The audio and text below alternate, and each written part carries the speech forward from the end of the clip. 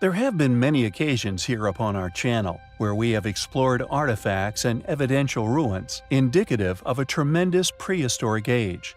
Testimonies, photography, even physical proofs, locations of some finds making their ages undeniably enormous. This, along with the sheer amount of said evidence collected and exposed over the years, making their authenticity and indeed the evidence to suggest the existence of a now lost yet once incredibly ancient civilization overwhelming.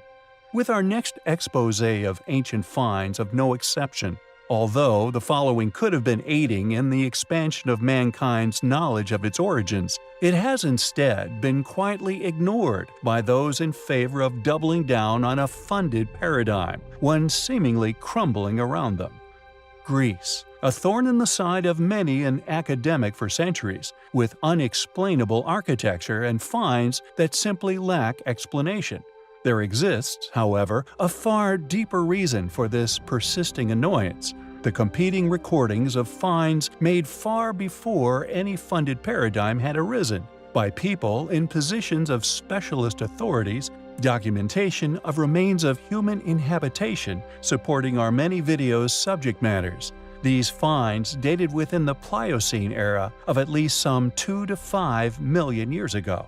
As mentioned in The Forbidden Archaeologist by Michael Cremo, quote, "Today, scientists say that the oldest evidence for human presence in Greece can be found at the Petrolona site, where human bones and artifacts, attributed to archaic Homo sapiens, go back to between 200,000 and 500,000 years ago. But taking the role of the Egyptian priest, I might say to these modern Solons that the history of a human presence in Greece goes much further back than they might imagine."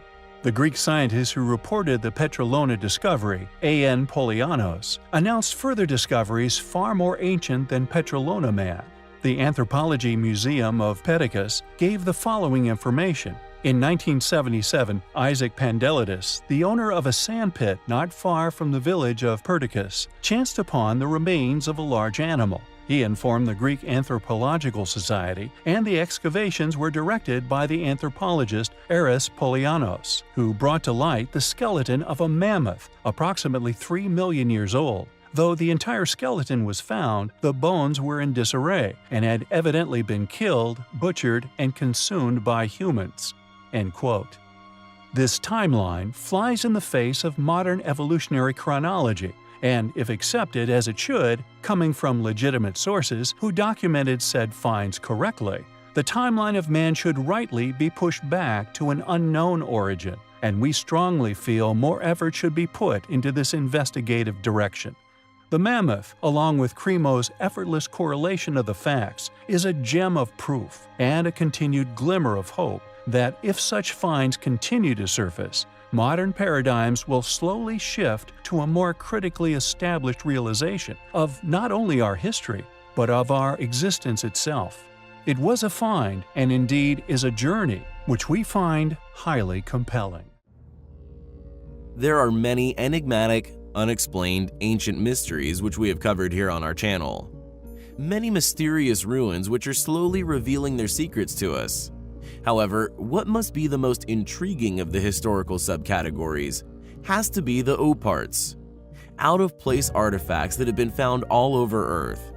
These mystifying items are the only subject within the field which can shed their own very unique lights upon the distant past, and sometimes hard-to-believe possibilities attached to their ages.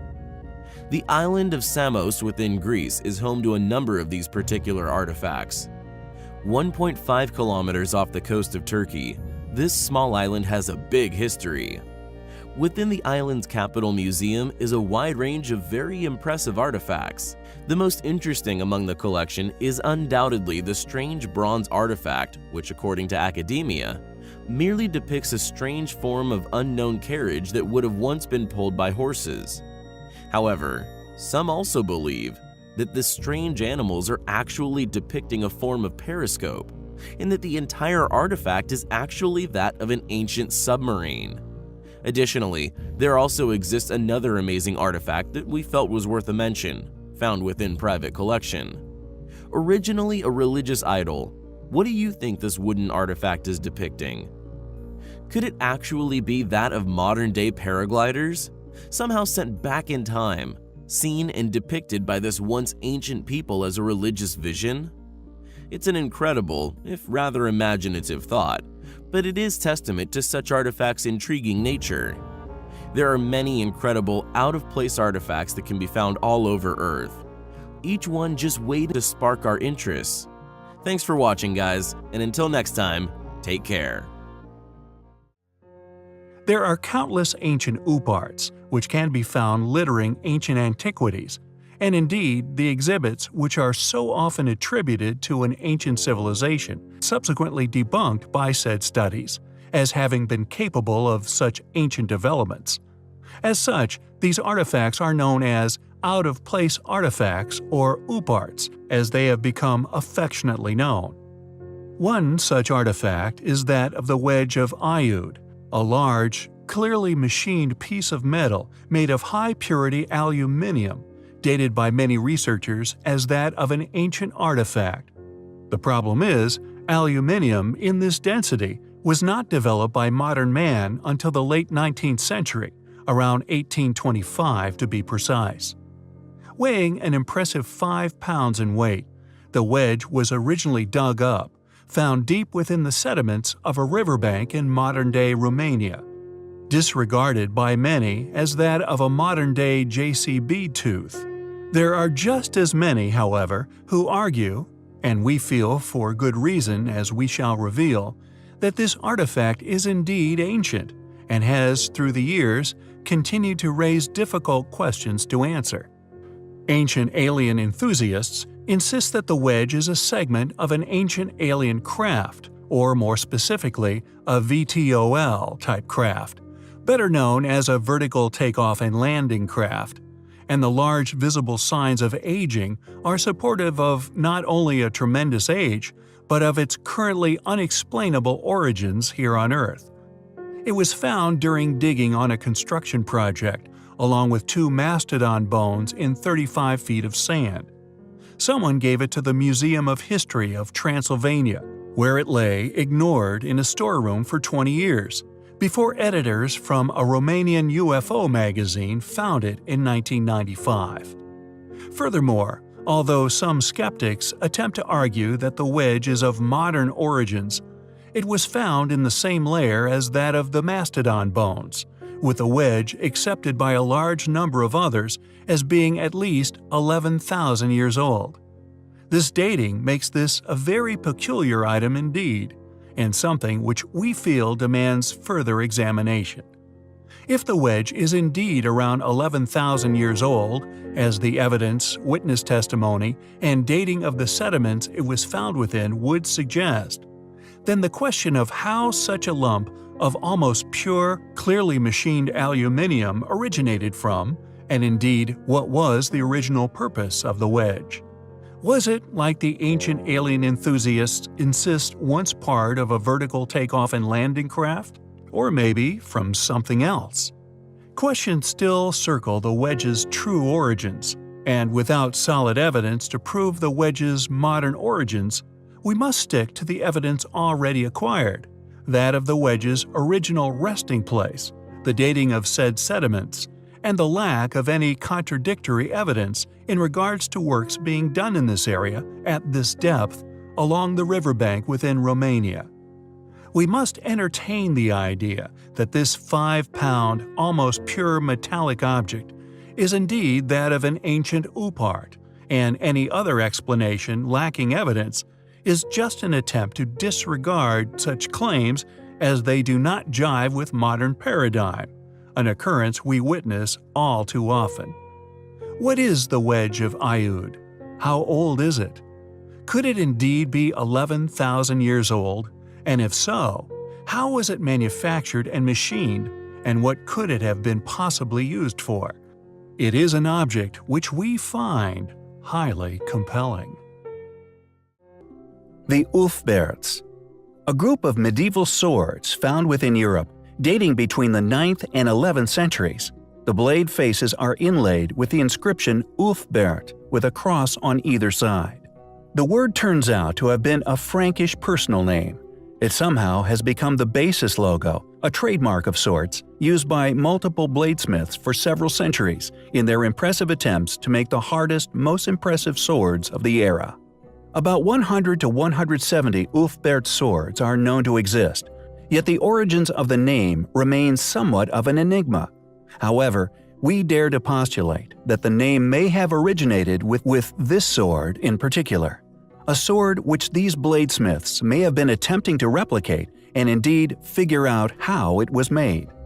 A Nova National Geographic documentary titled Secrets of the Viking Sword, which first aired in 2012, actually took a look at this enigmatic sword's metallurgical composition. The Ulf Bears sword has almost no slag content within its composition, and it has a carbon content 3 times that of other metals of the time. Carbon found to be a great addition in strengthening steel, creating a metal known as crucible steel, a critical discovery, something which made England famous some 800 years after this sword's creation. In the process of forging iron, the ore must be heated to 3,000 degrees Fahrenheit. This will bring the metal to a liquid molten state, allowing blacksmiths to reduce impurities called slag. However, medieval technology did not allow iron to be heated to such a high temperature. Thus, the slag was removed by pounding it out, a far less effective method. Modern blacksmith Richard Furrer of Wisconsin spoke to Nova about the difficulties of making such a sword. Furrer is described in the documentary as one of the few people on the planet who has the skills needed to try to reproduce the Ulf Bears by hand. "To do it right, it is the most complicated thing I know how to make," he said. He commented on how the Ulf Bears maker would have been regarded as possessing magical powers. "To be able to make a weapon from dirt is a pretty powerful thing," he said. "But to make a weapon at this time within history that could bend such without breaking, stay so sharp, and weigh so little would be regarded as supernatural." Furrer spent days of continuous, painstaking work forging a similar sword. He used medieval technology, although it required highly unconventional ways, never before suspected or documented. The tiniest flaw or mistake, turning the sword into a piece of scrap metal. He declared his success at the end as more relief than joy. Who was the maker of this sword? How did they know how to make it? The mystery surrounding this out-of-place artifact persists to this day. Beit Sherim is an ancient cemetery located within Galilee. Very close by is a natural cave. It had apparently fallen into disuse at the end of the 4th century and filled up partially with 4 or 5 feet of clay-like silt. In 1956, a bulldozer was taken in to clear the rubble, but what it would uncover can be seen as an enormous upart, an out-of-place artifact. It turned out to be a large ancient rectangular slab made from an unknown material. Because of its size, measuring 6.5 by 11 feet long, 18 inches thick and weighing in at over 9 tons, it was not surprisingly left where it lay. With a perfectly level surface, its origins were a mystery, yet alas, at the time, not a pressing one. However, in 1963, members of a joint expedition of the Corning Museum of Glass and the University of Missouri would bring to light a curious reality. While surveying the region for possible remains of ancient glass factories, someone suggested that the Beit Sherim slab might have been made of glass. A suggestion initially perceived as a joke. Amazingly, chemical analysis was indeed carried out, confirming that this enormous and extremely ancient slab was indeed made of glass. It is therefore believed that the Beit Sherim slab is a huge piece of first-stage glass, meant to have been broken up and fashioned into objects somewhere else, that for some reason was abandoned right where it was made. In conclusion, several factors surrounding the existence of the slab are currently unexplainable. According to mainstream views surrounding the evolution of glassmaking, the production of such an enormous base material would have been simply impossible, requiring over 12 tons of raw materials, over 20 tons of furnace fuel, the maintaining of a temperature of over 1100 degrees centigrade for no less than 5 continuous days, finally producing a 9-ton slab of perfectly level, perfectly rectangular glass clearly demonstrates the requirement of a highly advanced refinery with highly advanced technologies harnessed by a past civilization. Additionally, at the time of its discovery, only 2 other pieces of glass have ever been created that are larger. Both rest within the enormous telescopic mirrors of machines developed within the past century.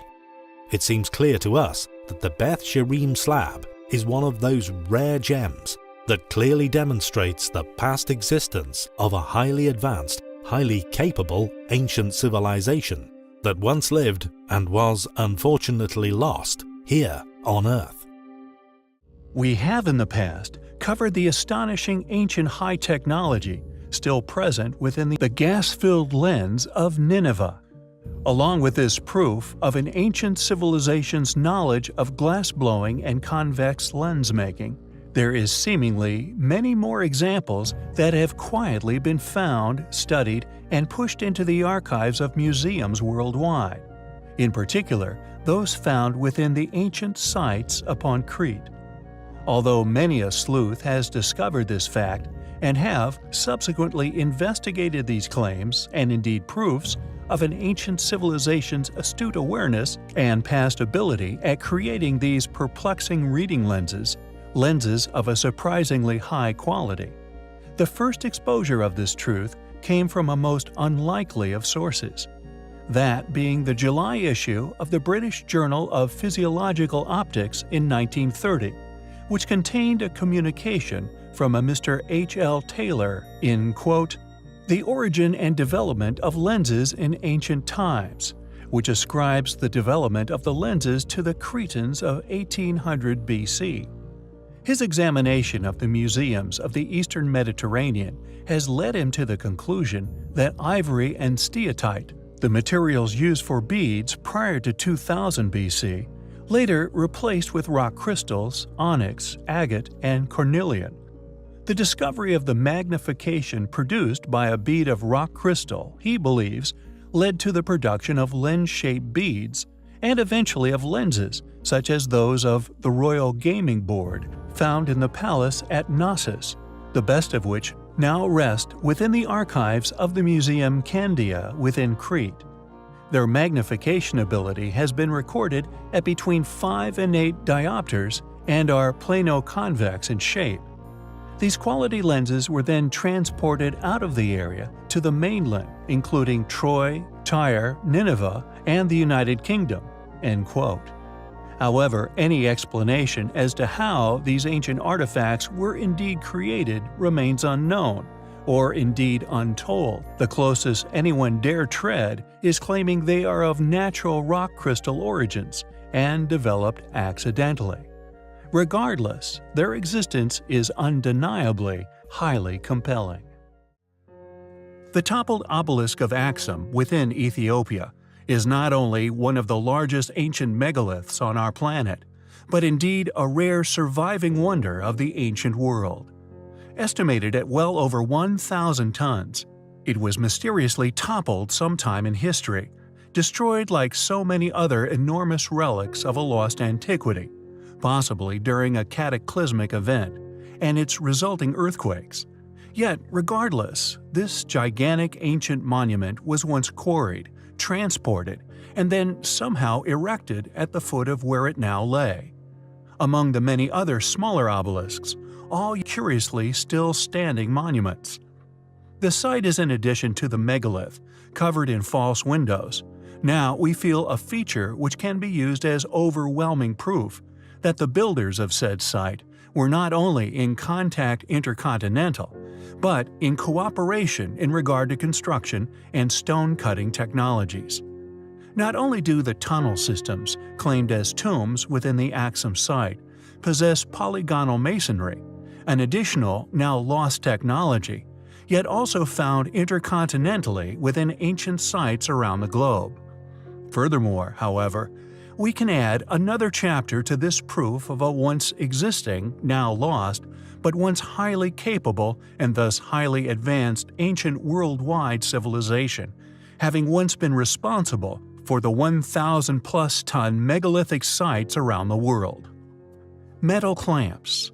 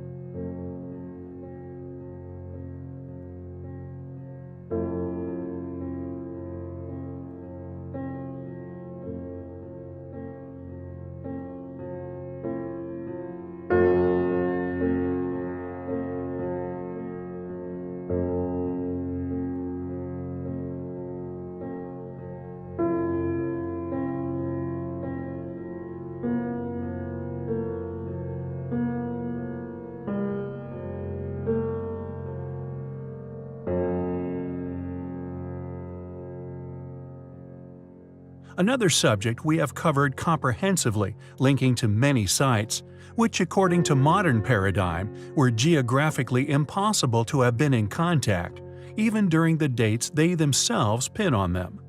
These metal clamp seats were initially cut into the huge stones at strategic positions. Then, molten metal, often enigmatic and advanced in metallurgy, were poured into these cuts to pin the stones together, preventing them from slipping over time, retaining their perfect alignment. How can we continue to believe that the evidence for our argument be ignored, dismissed as conspiracy, the hypothesis refuse serious investigation? We find this highly compelling. Ancient Uparts.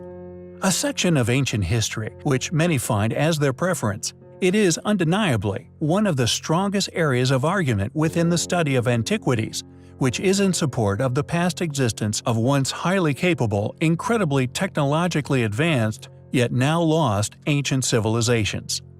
The ancient astronaut theory being one main topic of interest within the Uparts realm.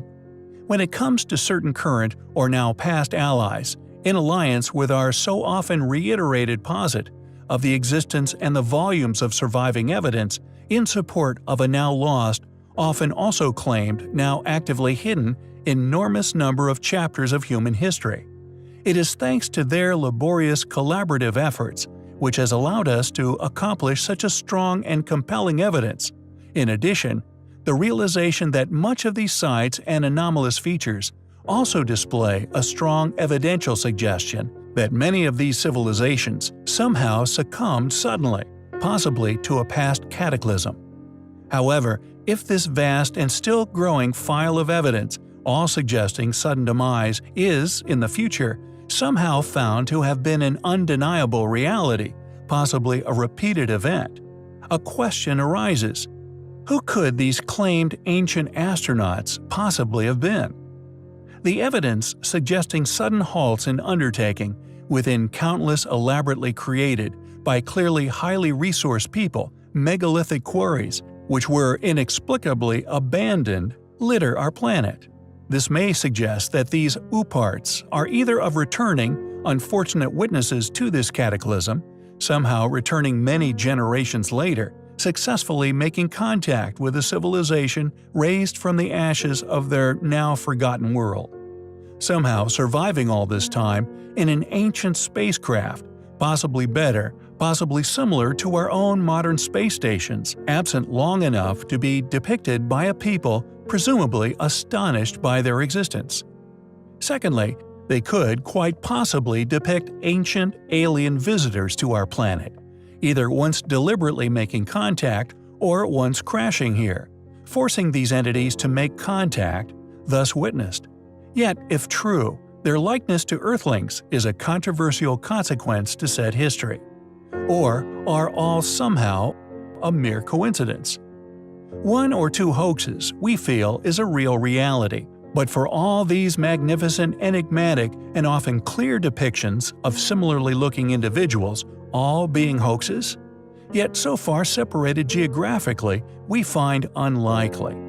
One must keep this in mind when studying such artifacts, such as the Istanbul rocket, the claimed ancient space module which became one of the most popular artifacts of the Istanbul Archaeological Museum. Sought after by Western scientists and media alike, pored over and written about in hundreds of articles across Europe, even featuring on television programs and within many newspaper articles. However, what is fascinating about this reality that for many years, many specialists, often talented people, also just as often funded to presumably determine an inaccuracy in the object's claimed age, did not. Not until a few years ago, that is. In the last few years, it has been that the Istanbul rocket was apparently found to have been a hoax, a plaster cast made some 25 years ago, a puzzling claim when one remembers that just 5 years after, the space module was sought after by German and English, among many other national archaeologists, and was, for a long time, secured in the preservation unit of the museum. Was this really a plaster cast, a mere 5 years old when this discovery was announced, successfully fooling the world's scientific communities? Or was it like so many other artifacts we study, successfully stolen, then replaced with a clear fake? We will leave that up to you to decide from the evidence available. But an argument for found crash craft can also be seen in the inspiration for the creation of things, like that of the lid of Pakal's tomb. An enigmatic depiction of this same form of technology, again, turns up all over South America, and even further afield. The Kiev spaceman, yet another found far away in the remote, desolate landscapes of Ukraine. Clearly, a depiction of a gas-breathing, humanoid-shaped being, depicted with seemingly no injuries, yet the reason for said depiction is an ongoing debate, yet due to its clear characteristics, a welcome member of this long list of ancient OOParts. Ancient astronauts? Or merely an extremely elaborate, highly complex, hard-worked, long-lived hoax? We find the evidence to support the theory highly compelling. The Crystal Skulls, a set of the world's most alluring artifacts, possessing the power to create religions, snaring many a Hollywood figure with their mysticism and rumored possible alien origins. Firstly, how does one tell a real crystal skull from a fake? There are always artists capable of making and selling things that seem old, says anthropologist Jane McLaren Walsh of the Smithsonian Museum. And she should know. Walsh has seen her share of fakes. In fact, she's probably seen more crystal skulls than anyone else alive, subsequently becoming the leading academic on the subject. A stern skeptic with a ruthless ethic, only the most puzzling will convince Jane. Another major player in the skull game, according to Walsh, was Frederick Arthur Mitchell Hedges, an English stockbroker turned adventurer, who in 1943 began displaying a skull at dinner parties which he called the Skull of Doom. His daughter Anna later claimed that he had found the skull in a ruined temple in Belize during the early 1920s. However, this was later found to have been a lie. Investigations by the Linnean Society of London, a research institute specializing in taxonomy and natural history, revealed that Mitchell Hedges actually purchased his skull at auction at Sotheby's in London in 1943. How it came to be at the auction house, however, was never established. Which is unfortunate because the Mitchell Hedges skull, according to Walsh's scrupulous examination, is the only one she has ever had to reluctantly confirm as an authentic crystal skull. What's more, it is the only academically accepted original known within the public archives. Smaller than other examples, which under microscope analysis were seen to have been made using rotary drills, the Mitchell Hedges skull is a more finely crafted, yet more crudely designed example that under the atomic microscope has shown signs of having indeed been an ancient pre-Columbian artifact, which sure enough was constructed using, quote, unknown technology. There are of course many examples of crystal skulls around the world, and many more stories surrounding their mysterious construction. elongated examples, stories of groups of these skulls initiating some form of energy field. Ancient laser cutting technology has also been claimed time and time again. However, we felt we would approach them from another angle, to experience the rare occasion when modern, specifically funded academic institutes buckle to overwhelming evidence, proofs given by the defeated skeptic to those who pursue nothing but the perplexing truth and a direction for study. Made from a single piece of quartz crystal, Mitchell's Skull of Doom is unquestionably an exquisite example of an unknown history here upon our planet. Regardless of beliefs, or indeed the superstitions which now surround them, there are a rare few which support the theory of lost civilization and ancient visitation. This skull is much smaller than many and crudely carved, leading museum scholars here to believe that in a world of fakes, this one is the real thing. UPARTs, the acronym for out-of-place artifacts, objects often found in extraordinary places, inexplicable in nature, and repeatedly dismissed by any who conform to mainstream institutional timelines for Homo sapiens. According to these, apparently already laid out chronologies specifically for man, the immense age of some of the out-of-place artifacts make their existences simply impossible to explain. The Nampa doll, for example, a favorite UPART of a number of antiquarians and alternative historians alike. Found deep within the Earth's sediment, pumped to the surface. Amongst this sediment, which had been resting there for at least 2 million years, this small clay figurine, even adorned with surviving details of the fashion at the time of its creation. And although fascinating, this video does not focus upon zinc vases dynamited out of stone quarries, or iron pots found in 500 million-year-old coal seams, or even the imprints of chariot wheels found deep in mines in Russia. It pertains to a modest artifact, a simple mortar and pestle, once found by a J.H. Neal. And although today mortar and pestles are not the most interesting of utensils, it is their extreme ages which make them remarkable finds. Confirmed as being of immense age, this mortar and pestle was found left in situ, discovered by a Mr. J.H. Neal in tertiary deposits dating back almost 33 to 55 million years. And just like that of the iron pot, found in the foundry dated at 500 million years, felt compelled to create their own personal affidavits regarding the events and the legitimacy therein, no matter how hard it was to explain. These men felt compelled to do all they could to prove the legitimacy of said discoveries. On August 2, 1890, J.H. Neal signed an affidavit swearing his discovery to have been 100% legitimate. Mr. Neal declared that it is utterly impossible that these relics could have reached the position in which they once lay, unless it was at the time the gravel was deposited and present, yet before the lava cap formed, giving a dating of around 33 million years old. How old is our species? Where do our origins lay? Within this vast, ancient, and seemingly infinite universe? Have we, as Earthlings, experienced ancient cataclysm, an amnesic event as so many ancient texts write of? If yes, then to what level of sophistication did these now lost ancient ancestors once reach? Sophistications far too advanced for any mainstream publication to ever publish. It is a reality that the continual discovery of such artifacts are slowly proving was indeed a reality, no matter how difficult it is for any institute or individual historian to accept as a reality. It is an UPART which we find highly compelling. Dorchester, Massachusetts, USA, in 1852, at Meeting House Quarry, workers were using dynamite to break up the bedrock when an explosion threw an artifact into the light of day after spending many thousands of years under the earth.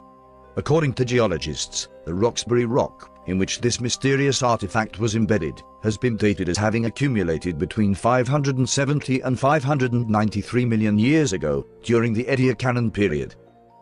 Imagine their surprise when workers spotted a metallic object amongst the debris of the explosion, still partially embedded in a chunk of rock, and now sheared into two pieces from the forces of the blast.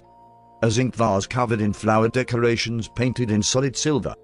The bell-shaped pot is around 4.5 inches tall and about 6.5 inches long, and was noted as being exquisitely made. The age of the vase has been heavily debated amongst specialists, with many struggling to produce ages smaller than 100,000 years. Additionally, the species of flowers and plants that are illustrated upon the vase also went extinct over 100,000 years ago.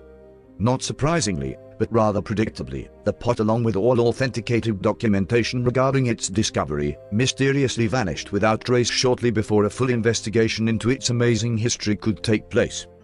The initial discovery was covered on June 5 in 1852 from the publication of the magazine Scientific American, which confirms its authenticity as indeed being found embedded in the solid ancient stone 15 feet below the surface. But shortly after this coverage, like so many other amazing objects found around the world, vanished without trace. Who made this amazing artifact? When was it made? If we go by the age of the rock in which it was discovered, it is amazingly over 500 million years old, but we may never know. In 1944, a 10-year-old boy by the name of Newton Anderson was playing in his basement, smashing lumps of coal with a mallet, when he made an amazing discovery. The coal that he was playing with had been mined very near to where he lived in Upshur County, West Virginia, and is largely accepted to be around 300 million years old.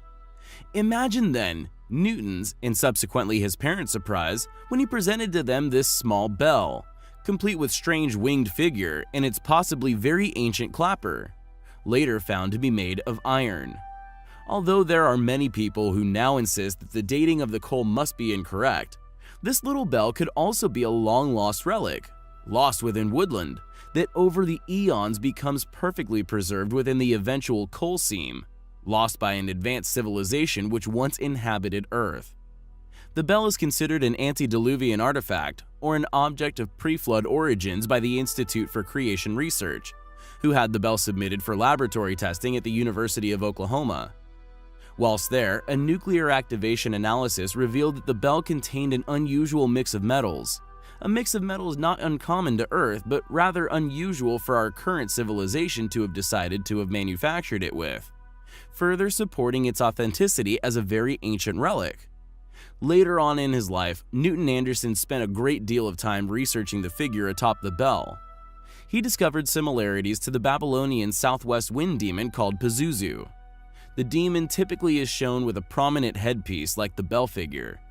The Hindu deity, Garuda, is sometimes depicted on top of bells, as is the Egyptian Isis.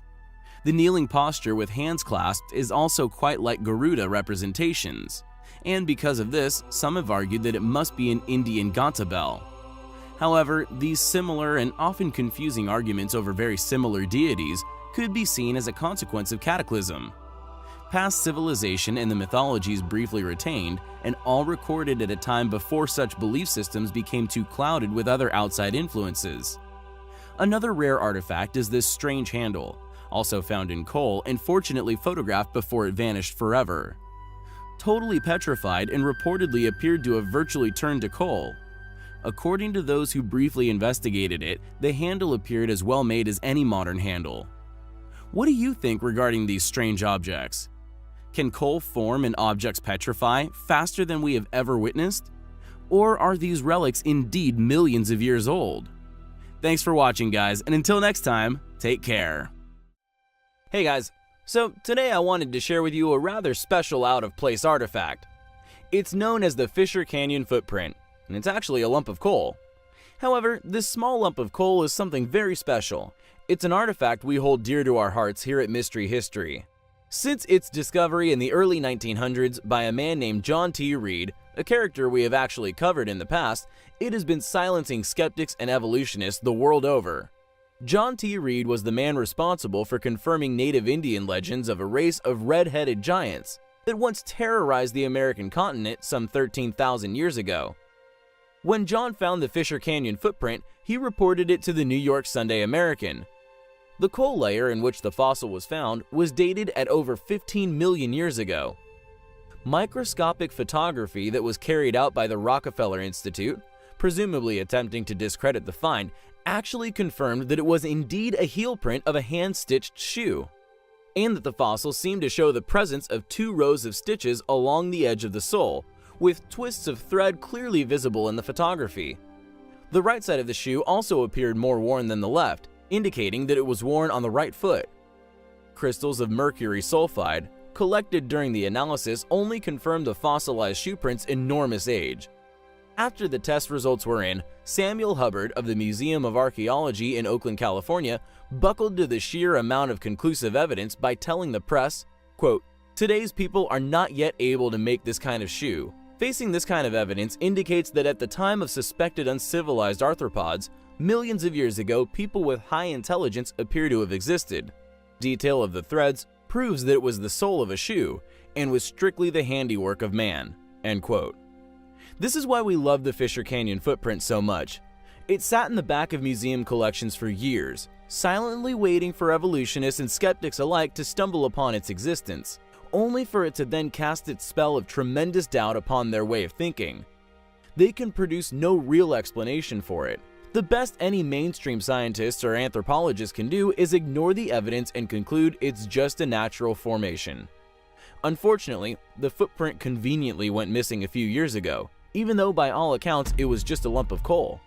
The story has also been hijacked over the years, with the Rockefeller Institute's test results subsequently vanishing. However, luckily for us, the quotes by Hubbard are in press archives all over the world. This small lump of coal is sure to fuel the argument for years to come.